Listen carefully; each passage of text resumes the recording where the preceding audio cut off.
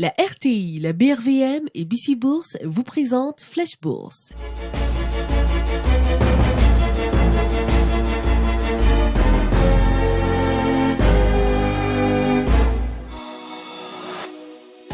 Parce que l'Afrique se transforme et que vous souhaitez aller plus loin, la BRVM vous accompagne.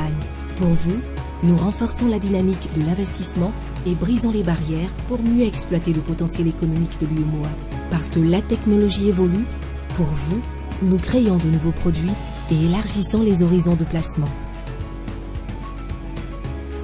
Avec la BRVM, investissons pour une croissance plus forte et mieux partagée. Bonjour, ravi de vous retrouver pour un nouveau numéro de Flash Bourse, votre émission la toute première dédiée à la bourse en Afrique de l'Ouest.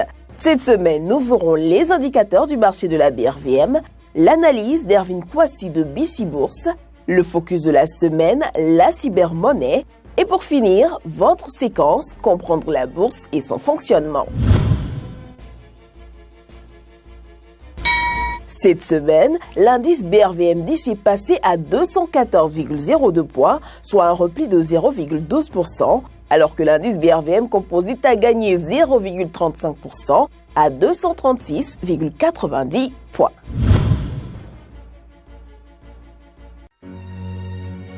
Dans un monde qui change, être bien accompagné est une nécessité. Pour vos investissements en bourse, pour la conservation et la gestion de titres, pour un accompagnement en matière d'évaluation et de rapprochement d'entreprises, bénéficiez de l'expertise et l'expérience d'un acteur de référence présent ici et ailleurs. BC Bourse, une filiale du groupe BNP Paribas, la banque d'un monde qui change. Bonjour Ervin, quels sont les faits marquants de cette semaine? Bonjour Alexis. Cette semaine, je vais m'attarder sur deux secteurs, le secteur bancaire et le secteur agricole. D'abord, le secteur finance. Nous avons eu droit aux chiffres à fin 2017 de la BOA Côte d'Ivoire et de la Société ivoirienne de banque. Pour la BOA Côte d'Ivoire, le produit net bancaire est en hausse de 5%, alors que le bénéfice net a progressé de 18%. Cette performance pourrait justifier la hausse du prix de l'action de 42 000 francs CFA la semaine dernière à 45 000 francs CFA. Quant à la cible, les performances sont également intéressantes. Le PNB et le résultat net sont en hausse de 17%. L'action a pourtant baissé sur la semaine, passant de 19 000 à 18 700. Merci Ervin. Alors qu'avez-vous à nous dire sur le secteur agricole? Le BFM Agriculture a enregistré la meilleure performance sectorielle. Il a été tiré vers le haut par les cours des titres Palmsi, SOGB et SAPH.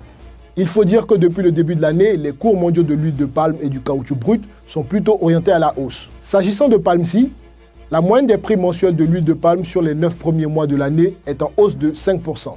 Grâce à la hausse de la demande, mais aussi à cause du phénomène El Niño, qui a eu un impact négatif sur la production en Malaisie et en Indonésie, au moins au premier trimestre 2017. Pour la SOGB et la SAPH, cette année, les cours du caoutchouc brut ont été soutenus par deux facteurs combinés.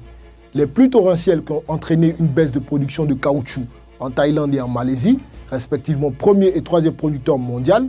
Le second facteur, c'est la hausse de la demande dans l'industrie pneumatique, aussi bien en Chine qu'en Europe et aux États-Unis. On s'attend désormais, selon les estimations de la Banque mondiale, à ce que la moyenne annuelle des prix progresse de 35 à 40% par rapport à l'année dernière. N'est-ce pas intéressant? En effet, ce serait sans doute une bonne chose pour les affaires de la SOGB et de la SAPH. Vous aviez promis justement un point sur l'évolution de la BRVM depuis le début de l'année. Comme on dit, chose promise, chose due.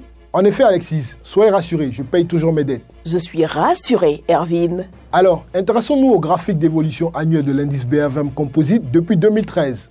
On voit clairement que les années 2013 à 2015 ont été des années de croissance pour la BRVM. L'année 2013 étant la meilleure avec une croissance de l'ordre de 40%. La conséquence a été de passer d'un PR moyen de 17 à fin 2013 à un PR moyen de 23 à fin 2015. Ce qui signifie que les prix des actions ont eu tendance à augmenter plus vite que les bénéfices des entreprises. On voit ensuite que les performances de la BRVM en 2016 sont plutôt orientées à la baisse à partir de la seconde moitié de l'année. Le PA moyen à fin 2016 était tout de même de 22. Venons-en enfin à l'année 2017, représentée par la courbe en vert. Celle-ci a une trajectoire qui se démarque très clairement de toutes les autres. On observe une tendance baissière plus régulière qu'en 2016. Nous sommes à ce jour sur une baisse de 17%, alors qu'en octobre 2016, nous étions sur un recul de 7 à 8% à la même date. Chose intéressante, nous sommes aujourd'hui à un PER de 18. Conclusion, le marché est devenu presque aussi bon marché qu'en 2013. Merci Erwin pour ce point intéressant sur la situation du marché. À la semaine prochaine. De l'argent qui n'a jamais transité par un compte bancaire, n'est contrôlé par aucun gouvernement, peut être dépensé de façon anonyme et ne sera jamais entre vos mains. Seriez-vous prêt à l'utiliser? Eh bien, des milliers d'internautes utilisent déjà la cybermonnaie, à tel point que la plus populaire, le Bitcoin, qui ne valait presque rien à ses débuts en 2009, vaut maintenant un peu plus de 2 350 000 francs CFA. L'autre cybermonnaie également très utilisée est Ethereum.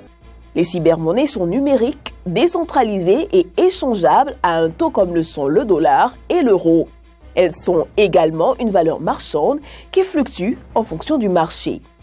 Comment cela fonctionne? L'utilisateur crée un portefeuille sur un réseau cybermonétique. Contrairement au compte bancaire en ligne, le portefeuille cybermonétique n'existe que sur la machine qui aura servi à le créer. Les transactions monétaires se font sur un réseau d'entités homologues ou peer-to-peer. En d'autres termes, une personne disposant d'un compte cybermonétique n'a nul besoin de passer par une autorité, une banque centrale ou une banque pour effectuer une transaction. N'hésitez pas vous aussi à nous envoyer vos questions par message sur notre page Facebook Flash Bourse RTI. 5 erreurs de débutants à éviter en bourse. Erreur numéro 1. Pensez à court terme. En bourse, il est préférable de conserver vos titres le plus longtemps possible, ce qui vous permet également d'éviter des frais de courtage trop importants ainsi que d'éventuelles taxes sur les plus-values. Optez plutôt pour une stratégie d'investissement à moyen, voire long terme, soyez patient. Erreur numéro 2. Suivre la masse. Quand un grand nombre d'investisseurs achètent un même titre en même temps, sa valeur risque de monter subitement. Cette hausse peut refléter des bons résultats de l'entreprise, mais il est plus probable qu'elle soit la conséquence de cet achat de masse. Erreur numéro 3. Ne pas diversifier. Ne jamais mettre tous ses œufs dans le même panier. En effet, si l'un de vos placements venait à baisser, seule une part de votre placement serait atteinte, alors que vos autres placements pourraient compenser la perte enregistrée. Erreur numéro 4. Ne pas se former. Avant de commencer à investir en bourse, il importe d'élargir vos connaissances en la matière. Enrichissez vos connaissances sur les différents produits financiers, les différents types d'ordres et la BRVM. Erreur numéro 5. Placez toutes ses économies en bourse. C'est une erreur malheureusement assez courante. Il faut investir suffisamment d'argent en bourse pour démarrer correctement. Mais il ne faut pas pour autant placer tout son patrimoine au risque de se retrouver coincé en cas de coup dur. Merci de nous avoir suivis. Rendez-vous du lundi au vendredi à 20h45 et dimanche prochain à nouveau sur RTI 1.